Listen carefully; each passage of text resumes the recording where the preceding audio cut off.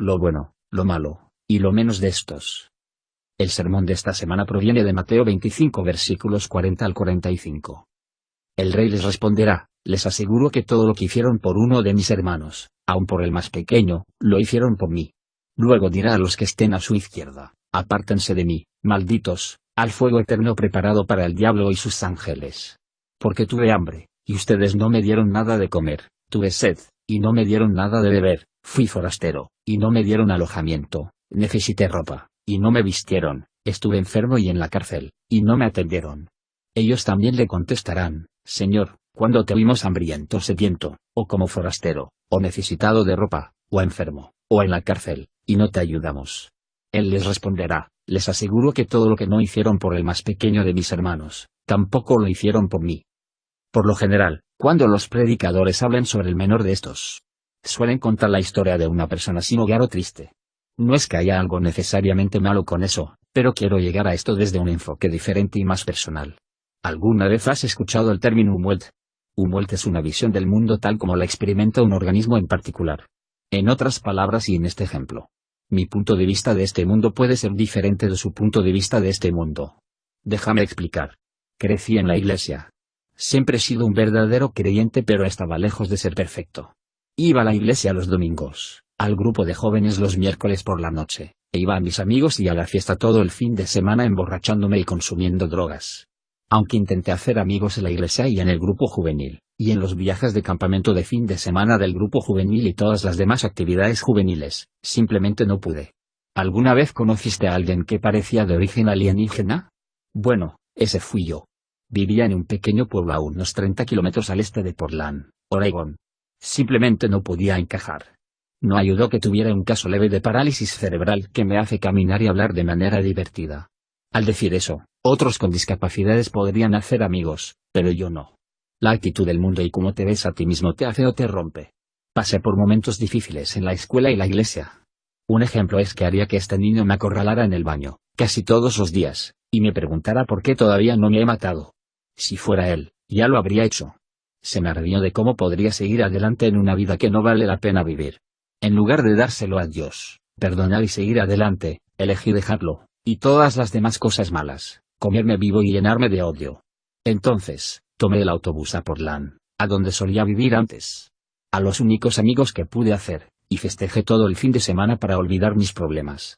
Viví una doble vida y a nadie parecía importarle. Especialmente yo. A temprana edad me sentí llamado al ministerio. Gracioso, ¿verdad? Yo, de todas las personas, debo estar drogado y realmente no quería hacerlo. Lo pensaba de vez en cuando. Siempre quise ministrar a personas como yo. Los extraños del mundo que nadie quería alrededor. Una de las cosas que conté como un éxito, por mi parte, es donde Jesús habló sobre el menor de estos. Pensé, bueno, al menos lo entendí porque soy el menos de estos. El menor de ellos es mi gente. Siempre he amado a Dios, pero pelearía con él en el llamado cuando se trata de ir a la parte de la universidad bíblica. Sabía que no encajaría. Nunca en ninguna iglesia a la que fui. Cuanto más en toda una universidad de personas de la iglesia. Avancé rápido unos 20 años. Después de recorrer un camino largo y duro, finalmente obedecí el llamado de Dios. Sí, por mucho que lo temía, fui a la universidad bíblica. La universidad bíblica no fue divertida para mí. No me gustó justo como pensé. Un pez fuera del agua, pero ahora un viejo pez extraño que tiene conmoción de un mundo duro e implacable, pero me quedé. Un día, estoy en la escuela y estamos en un descanso. En los descansos iba al santuario donde estaba oscuro y podía estar solo. Mi espacio seguro lejos de los susurros y miradas. Si eres un extraño, sabes a lo que me refiero. Así que estoy sentado ahí fumigando ante la idea de tener que volver a clase con estas personas que han vivido vidas protegidas. Entonces estoy pensando para mí mismo. Ustedes no son más que un grupo de personas atrapadas que no saben nada de las duras realidades de este mundo. Tal vez en lugar de mirarme y evitarme como un leproso, tal vez puedas recordar que se supone que debes mostrar un poco de comprensión y paciencia al menor de estos. Y sí, soy un antiguo miembro titular de la tarjeta. Tan pronto como pensé eso, una pequeña voz en mi corazón dijo: el menor de estos no es un grupo definido, sino que se basa en su punto de vista. ¿Tú Umwelt? Eso me golpeó como una tonelada de ladrillos. No importaba si yo fuera el menor de ellos para ellos. Solo importaba que, en mi opinión, debido a su falta de experiencia y comprensión, fueran lo menos importante para mí. No soy responsable de cómo alguien más elige vivir sus vidas, pero sí soy responsable de las elecciones que hago. Se plantea la pregunta de por qué hay tanto prejuicio en lo que respecta al Estado. ¿Por qué Dios no hace a todos iguales? ¿Por qué permitir deformidades físicas o mentales? Estoy definiendo deformidades como fuera de la norma. Algunas deformidades son provocadas por nacimiento, algunas por trauma y otras por accidente. De cualquier manera, parece injusto. Es natural en el reino animal matar o evitar a aquellos con anormalidades que se consideran una debilidad. Es interesante notar que si esas deformidades son adventicias, ya no son deformidades, sino regalos como alguien con un alto coeficiente intelectual, una gran habilidad en música, arte y literatura.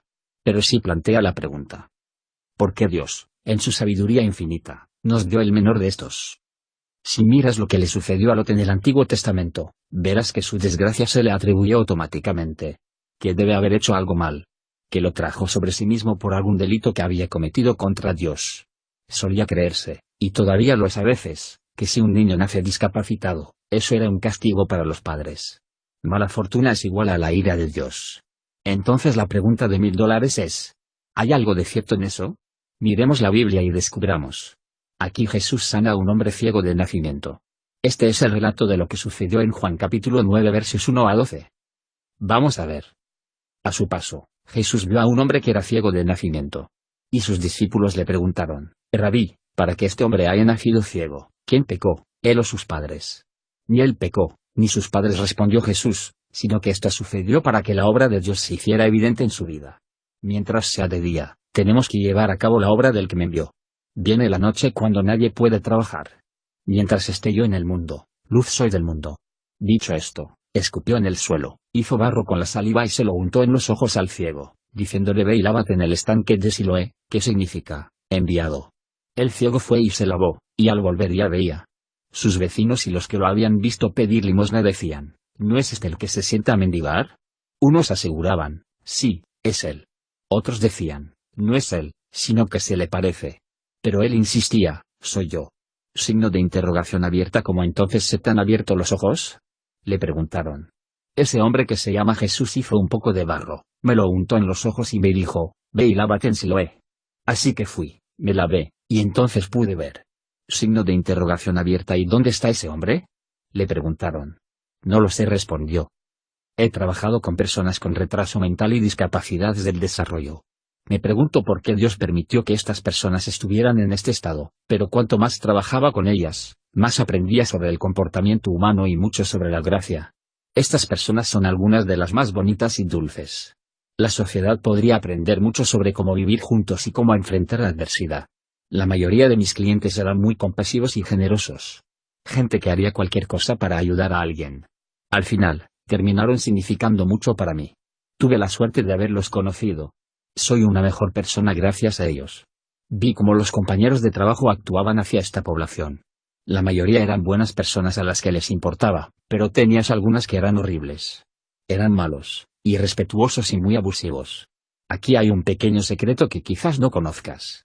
Dios hizo a los discapacitados a propósito. Éxodo 4 versículo 11. Signo de interrogación abierta. ¿Y quién le puso la boca al hombre? Le respondió el Señor. ¿Acaso no soy yo, el Señor, quien lo hace sordo o mudo, quien le da la vista o se la quita? Llegué a la conclusión de que la razón por la cual las personas que podemos ver como la menor de ellas realmente se pusieron aquí como espejos del alma, reflejan nuestros propios defectos espirituales. Nos dan la oportunidad de pagar su gracia. Miremos lo que dijo Jesús en el capítulo 14 de Lucas en los versículos 12 al 14. También dijo Jesús al que lo había invitado: cuando des una comida o una cena, no invites a tus amigos, ni a tus hermanos, ni a tus parientes, ni a tus vecinos ricos, no sea que ellos, a su vez, te inviten y así seas recompensado. Más bien, cuando des un banquete, invita a los pobres, a los inválidos, a los cojos y a los ciegos. Entonces serás dichoso, pues aunque ellos no tienen con qué recompensarte, serás recompensado en la resurrección de los justos. ¿No lo ves? Son un regalo de Dios que nos da para darnos la oportunidad de ser humillados ante Dios. Saber que estamos tan discapacitados por dentro como lo están por fuera. Creo que si no existieran, la humanidad se perdería. Mira los primeros Corintios 1 versículos 26 al 29.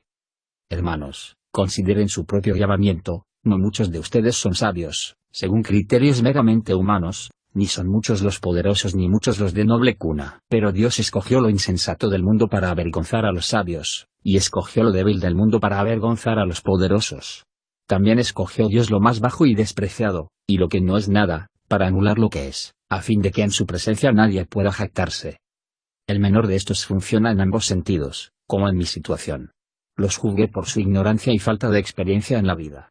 Sobre su incapacidad para relacionarse conmigo. Me dolían los sentimientos de cómo me trataban, pero, en realidad, si realmente me preocupo por mis hermanos y hermanas en Cristo, entonces necesito ser el único que entienda y llegue. Después de todo, ¿cómo se relacionará alguien conmigo si nunca tuvo que experimentar las cosas que yo he experimentado? Si realmente amara a alguien, ¿me gustaría que pasara por todo ese dolor y miseria para poder verlo cara a cara? Cuando empiezo a ponerlo bajo esa luz, empiezo a ver que no es su mejor interés lo que tengo en mente, sino el mío. Lo que dicen es verdad. La miseria ama la compañía.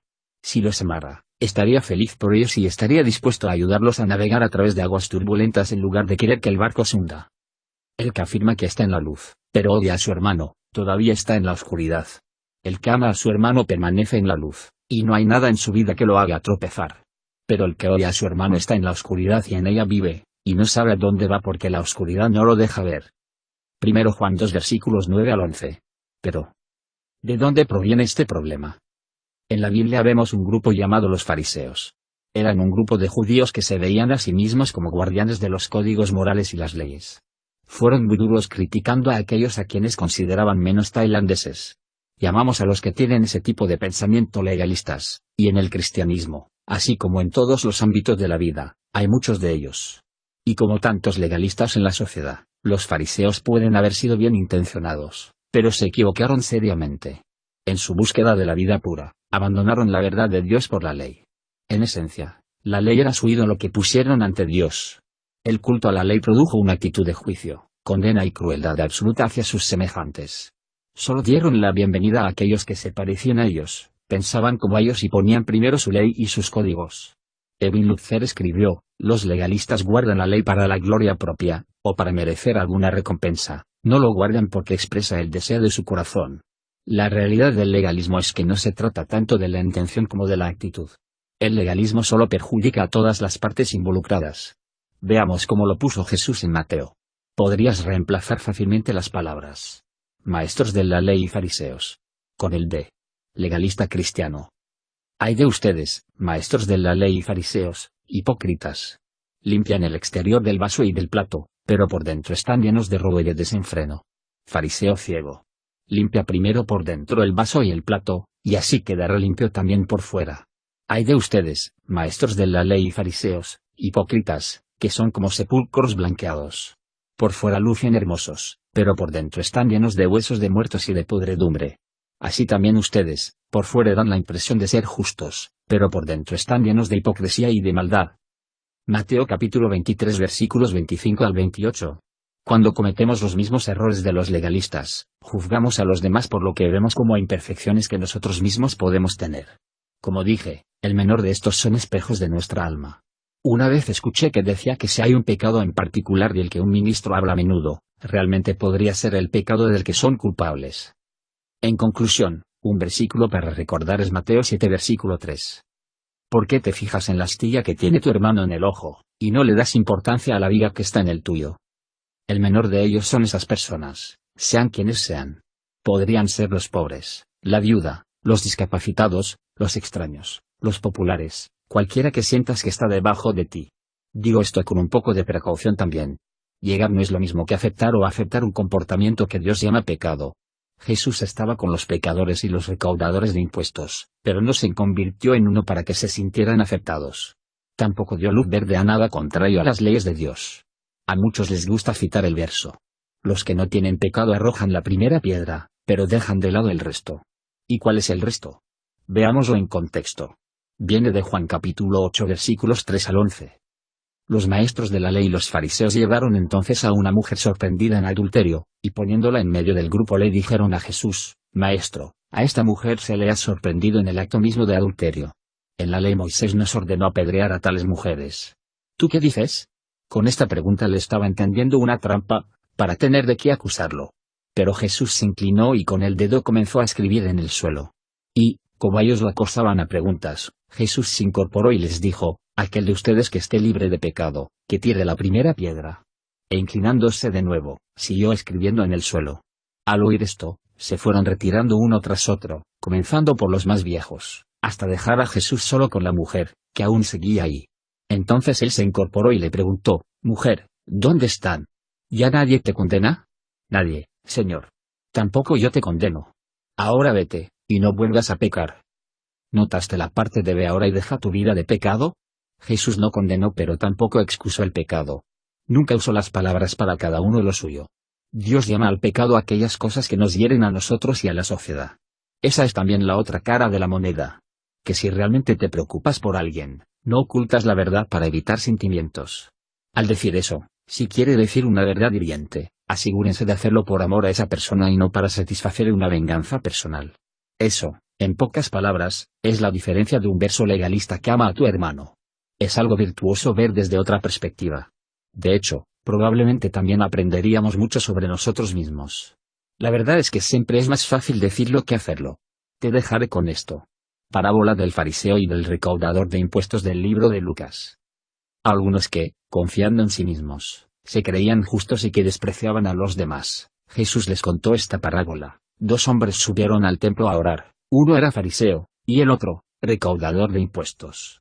El fariseo se puso a orar consigo mismo: oh Dios, te doy gracias porque no soy como otros hombres ladrones, malhechores, adúlteros, ni mucho menos como ese recaudador de impuestos. Ayuno 2 veces a la semana y doy la 10ª parte de todo lo que recibo.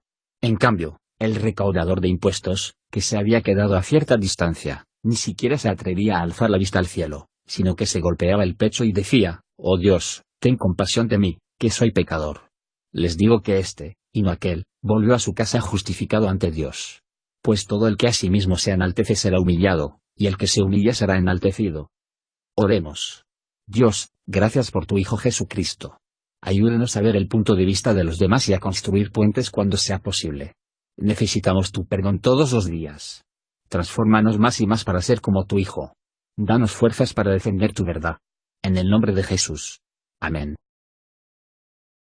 Gracias por escuchar y si te gustó esto, suscríbete y considera darle me gusta a mi página de Facebook y únete a mi grupo Jesús Answers Prayer.